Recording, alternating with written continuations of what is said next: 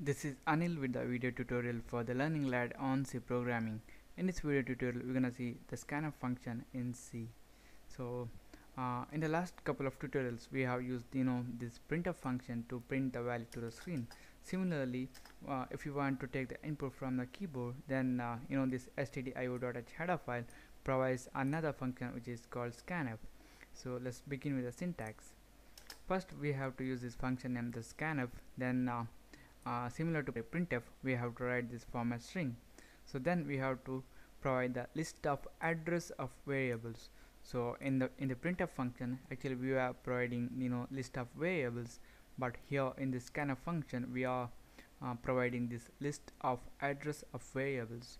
That's because this scanf function was made to deal with the memory locations. In this tutorial, for the demonstration purpose, we're gonna receive an integer value from the keyboard.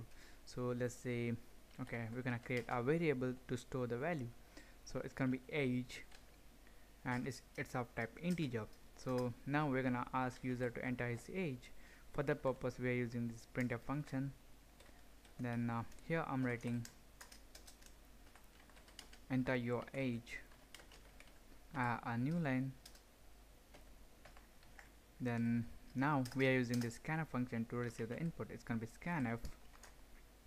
Then since we are receiving an integer value from the user, we have to use the format specifier as %d. Suppose if you are receiving a floating point value, then you have to use the format specifier %f, and if you are using receiving a character value, then you have to use the format specifier as %c. So the next thing is we have to specify where we want to store the received value. So here in this case we want to store the value received from the keyboard to the variable age. So here we need to specify &age. That means that whatever the value you have received, you have to save it in the address of this age variable. So this age is a name given to that memory location. Actually that memory location also has some memory address. So this kind of function deals with the address. That's why we are using this ampersand here to get the age. So now after the compiler execute this statement, our age variable contains the age entered by the user. Now we're gonna use printf function to print it to the screen. It's gonna be printf, and we're gonna say your age is %d, then age. That's it. I'll make a note that in scanf function we are using ampersand age, and in printf function we are using only age. So save it, compile and run. Okay, now it's asking me to enter my age. I'm gonna enter 23, hit enter button. So then it's saying okay, your age is 23. Using this scanf function we can receive more than one value at a time. Let's say we want to receive the weight of the person.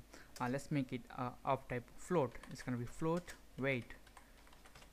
Okay, now here in the scanf, okay, enter your age, then we're gonna say and weight. Now in the scanf function we have to specify the format specifier for this float weight also. That's why we are using the format specifier, that is %f for the floating point value, %f. So then we have to provide the variable address. That's gonna be ampersand weight.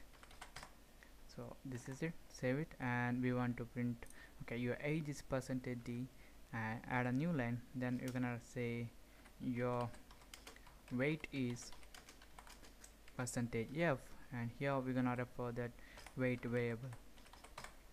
So save it, compile it and run it. So now it's asking us to enter our age and weight. So I'm gonna enter my age is 23. Then to enter more value, then you have to separate them by a tab or a space or a new line. So in this case I'm separating them by a new line and enter. Then now I'm gonna enter my weight. It's gonna be 60.50. So hit enter. So as you can see here, your age is 23 and your weight is 60.50. So this is it. This is about the scanf function in C. So thank you for watching and don't forget to subscribe. I'll see you in the next tutorial.